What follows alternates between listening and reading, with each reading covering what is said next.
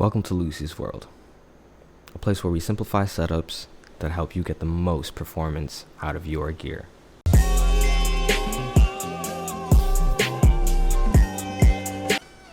Today, we're going to go headfirst into VR settings for Assetto Corsa, starting with 72 Hz settings in Quest 2. We're going to start with presets within Content Manager, presets that I will also link in description so that you can have them as well. We'll also see the differences between online and offline gameplay with these settings inputted. You'll get a taste for just the wide range of results that you can get with all the mods that are available for Assetto Corsa. No two mods are equal, and the results that will happen for your PC and the amount of GPU load that you'll experience will vary. But I feel like with this video, you'll have a better starting off point than I've seen on YouTube or in the forums or in Reddit on how to get this set up for these particular specs, or possibly even better. I'll take a brief moment to go through my settings within Content Manager, but you'll have the presets, so you don't have to worry about missing anything. I'm going to zoom in on the most important things that I have on the most important pages, and in the future I'll have a video where we actually really deep dive into the Content Manager settings menu in general. Whether it's for VR, for your monitor, I want to go into these settings and what they really mean and the impact that it has on your gameplay. I'm going to go ahead and initiate Oculus link. Take a look at this. Here are my settings within 72 Hz. I'm at 3936 by 1984 as a render resolution. Let's check out my Oculus debug tool. You're going to go into the space where you installed your Oculus, support, diagnostics, and your Oculus debug tool. In here you'll find more detailed settings for when you launch into your games. There's one specific setting that's going to affect you majorly, and it's asynchronous space warp. Every time you start a new session in VR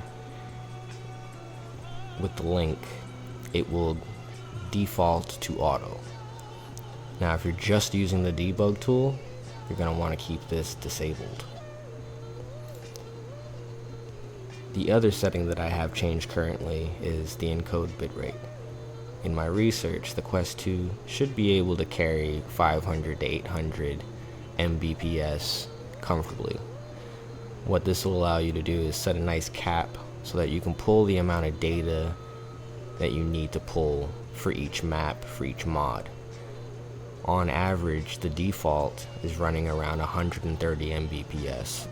So once you reach that cap, you may introduce latency through compression, just so that it can meet its bitrate cap. You don't necessarily reach this cap every single time you play, but it gives you a nice threshold so you have the space to pull it if you have the power to do so.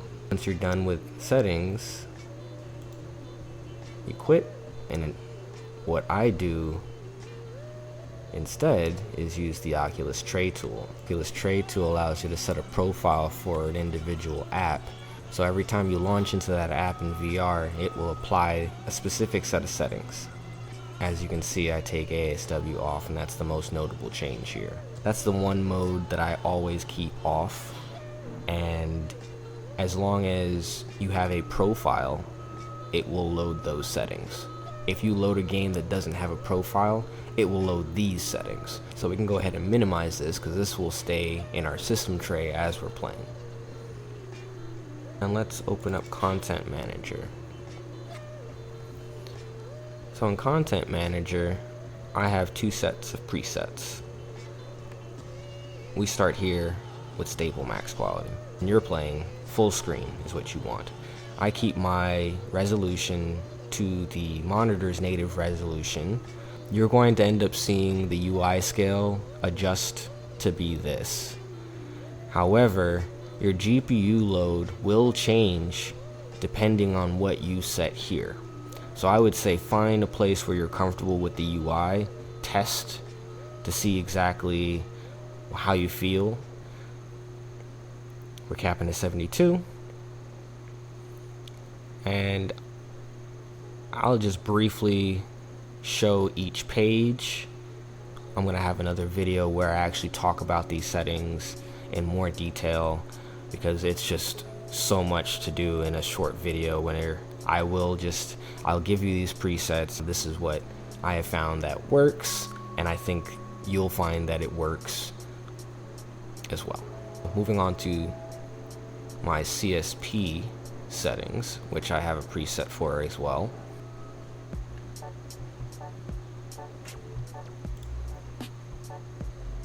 Anything that you see grayed out, I'm not enabling for VR, especially extra effects. This has no effect in VR, and just extra processing your GPU is going to have to do with no visual gain at all.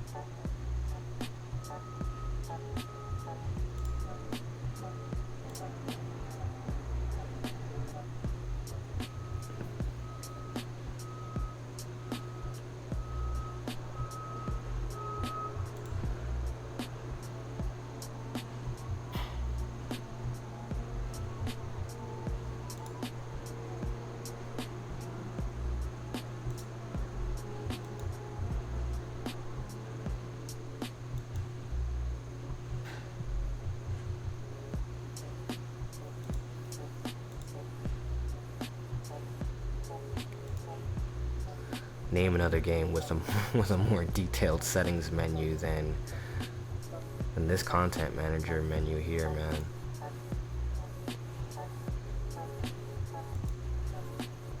I will talk a little bit about this setting right here. For a little bit of time, kept this as grayed out because I did not realize how I was able to actually touch this. Once I did the Oculus tray tool settings, I was able to get the frames that I needed, but then I noticed this was on at the same time. So I'm not sure if what you do in the tray tools overriding this and setting it on or off is negligible. I would typically want to take this off, and there's a potential that having this on at the same time as the debug tool had ASW on may have been causing a conflict as well. So keep an eye on this one. We're gonna try mix and match with this one, and I'll probably do the same on each one of the presets because it is still defaulted on. So for right now, let's keep it. And then we have our small tweaks.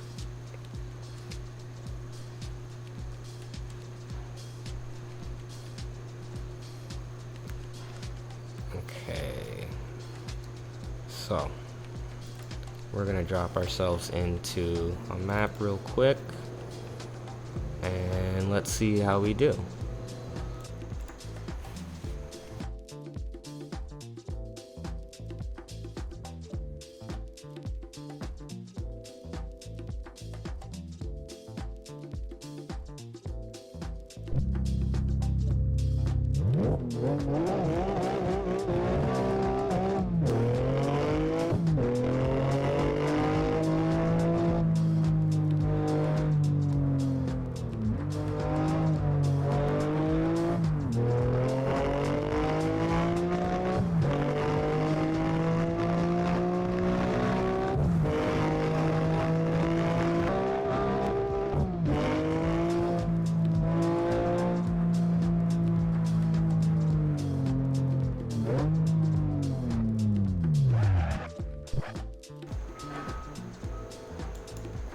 Hopping back in.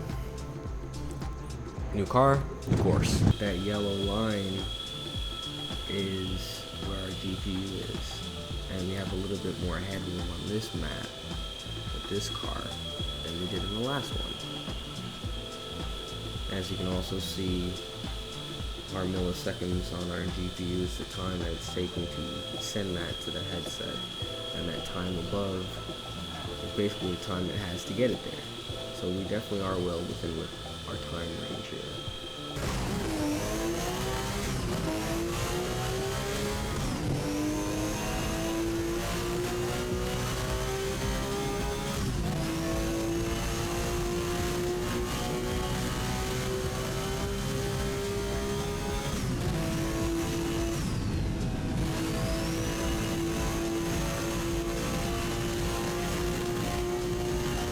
Let me show you what it's like being on the internet. Don't have the most intense cars or intense courses, and we should be able to get it to perform the way we want.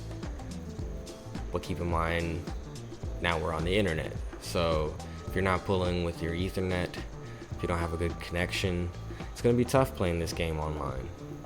Let's see if we can get it in Orange Leaf Tourist. We got like one spot left, let's see. All right, we're gonna pop in.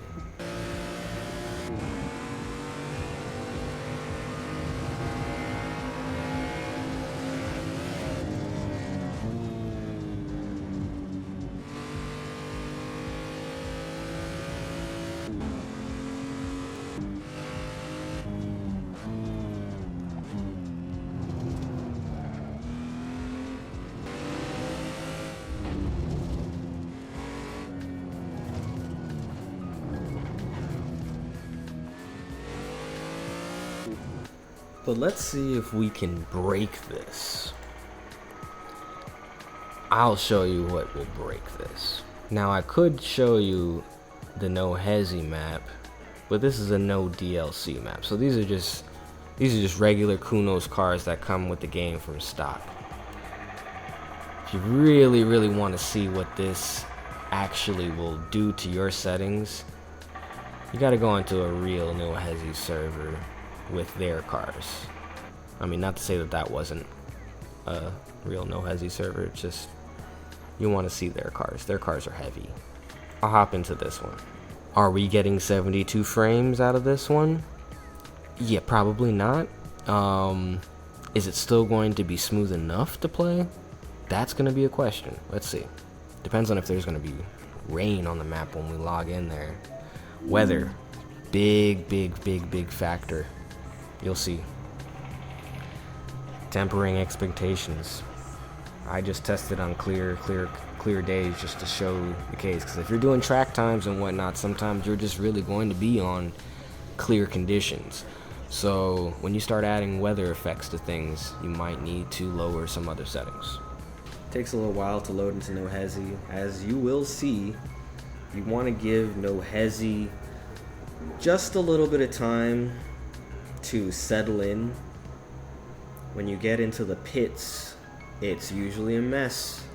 There's a lot of people revving, doing donuts, and that's all shit that your GPU has to process. So, not to mention your CPU, especially all the sound, and it can be about 40 seconds to load in properly once you actually start to see visuals in your headset. I usually just let it load in, keep my headset still, and once I start to see something relatively smooth, then I'm pretty good to go. I've also never tried this running OBS at the same time, so let's see how good the settings work on here.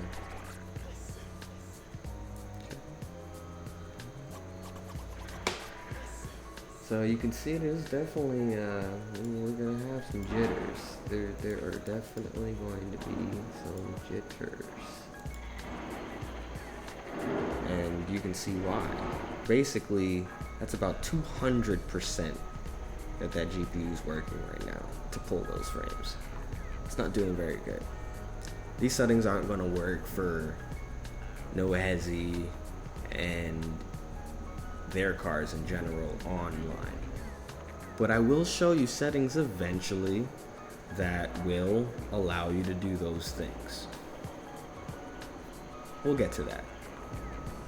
Thanks for tuning into Lucy's World. If anything that you saw here today was helpful, like, comment, share, subscribe. Please let me know. We still have 90 hertz and 120 hertz settings to go through. Keep an eye out for those videos. Reach out to me on my social. I'm here to talk. Until next time.